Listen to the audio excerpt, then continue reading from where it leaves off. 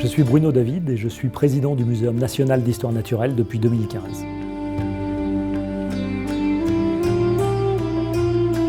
La biodiversité elle est très importante parce que nous dépendons, nous humains, de la biodiversité complètement. On ne respire pas sans biodiversité, on ne se nourrit pas sans biodiversité. Et derrière chaque individu et des collections d'individus en quelque sorte, il y a des sociétés. Et donc les sociétés dépendent aussi de la biodiversité et de la manière dont cette biodiversité pourrait évoluer, sous l'influence d'ailleurs de nous humains. Il faut mesurer à quel point il y a des risques avec l'érosion de la biodiversité, que des sociétés soient déstabilisées. Pourquoi ? Le risque, c'est le croisement d'un aléa et d'une vulnérabilité. L'aléa, c'est la probabilité qu'une espèce disparaisse ou qu'un écosystème soit déstabilisé. La vulnérabilité, c'est nous.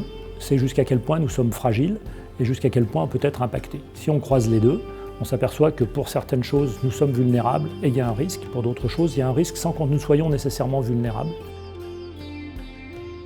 Alors les pandémies, il faut savoir déjà qu'il y a à peu près 60% de nos maladies qui sont des zoonoses, c'est-à-dire qui nous viennent des animaux. Alors ces animaux, ça peut être des animaux domestiques, ça a d'ailleurs commencé comme cela au néolithique il y a à peu près 10 000 ans. C'est des maladies qui sont passées des animaux domestiqués à l'homme.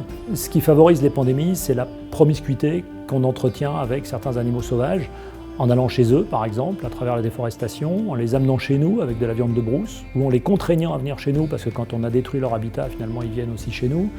Et donc on entretient des contacts avec de la faune sauvage, et donc la probabilité qu'un virus passe d'une espèce à une autre espèce à travers une mutation, il faut savoir que les virus ça mute sans arrêt, donc la probabilité qu'un virus passe d'une espèce à une autre espèce, en l'occurrence notre espèce à nous, elle s'accroît, et qu'au bout d'un moment, elle est tellement élevée que ça devient presque une certitude et qu'on a des zoonoses.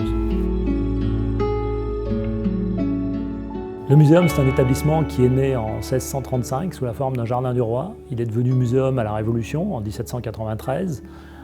Nous pratiquons pas mal d'activités. Bien sûr, parmi ces activités, celle qui caractérise le plus le muséum, c'est d'abord l'archivage de collections naturalistes. Pratiquement presque 70 millions de spécimens dans les collections, ce qui est très important. Nous sommes le premier muséum au monde en termes de recherche, en termes de nombre de publications produites. Et puis bien sûr, nous sommes faits pour accueillir des publics, pour diffuser les questions de science et d'histoire naturelle auprès d'un plus large public, dans nos galeries, à travers nos expositions, à travers nos événements, en faisant des conférences, en écrivant des livres, etc., etc. Cette chaire, financée par la Fondation SCORE, est une chaire qui cherche à comprendre le lien entre biodiversité et réassurance, c'est-à-dire finalement en quoi des atteintes à la biodiversité pourraient fragiliser nos sociétés et induire des coûts en termes de réassurance ou d'assurance tout court.